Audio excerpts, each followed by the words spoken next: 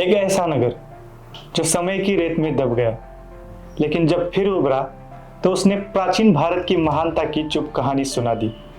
ये है धोलावीरा, सिंधु घाटी सभ्यता का एक अद्भुत और अनमोल अध्याय।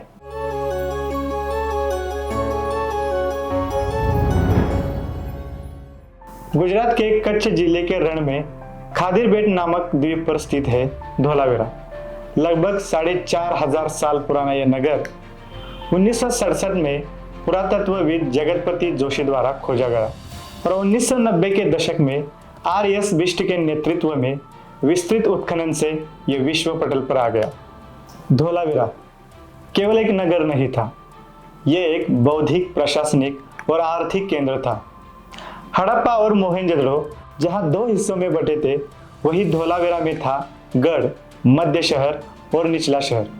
स्थानीय चुना पत्थर और बलुआ पत्थर से बनी ये इमारतें आज भी इसकी भव्यता की गवाही देती है। धोलावीरा की सबसे अनोखी विशेषता थी यहाँ की जल प्रबंधन प्रणाली। शुष्क कच्छ में 1600 अधिक जलाशय और बावड़ियाँ वर्षा जल को इकट्ठा करती थी। आज के पर्यावरण के संकट में धोलावीरा हमें प्राचीन वाटर हार्वेस्टिंग का गुरु बना देता है।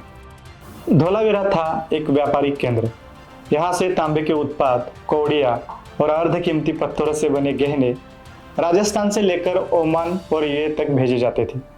यहाँ की भट्टियाँ और मुहरे आज भी उस समृद्ध अर्थव्यवस्था की कहानी कहती है। धोलावीरा से मिले शिलालेख दुनिया के सबसे पुराने साइन बोर्ड माने जाते हैं, लेकिन यहाँ अब तक कोई मानव कंकाल नहीं मिला। क्या निवासियों ने यह शहर छोड़ दिया था, या फिर यह शहर किसी रहस्य से घिरा है? इतिहास अब भी उत्तर खोज रहा है। लगभग 2100 ईसा पूर्व के बाद धोलावीरा धीरे धीरे उजड़ने लगा। कई विद्वान मानते हैं सूखा, व्यापार मार्गों का परिवर्तन और जल स्रोतों का विलुप्त होना इस पतन के कारण रहे होंगे।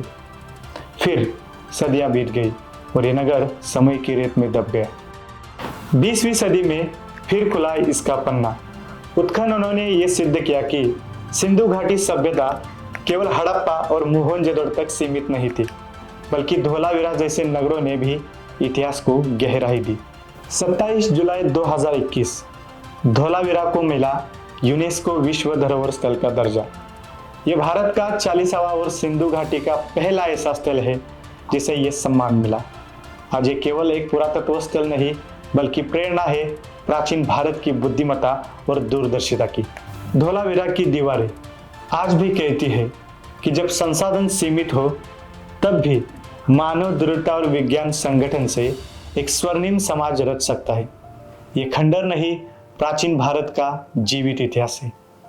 अगर आपको भारत की अनसुनी और विस्मृत सभ्यताओं की एक कहानी पसंद आई हो, तो इस वीडियो को लाइक करें, चैनल को सब्सक्राइब करें और देखते रहिए हिस्ट्री टेलर्स।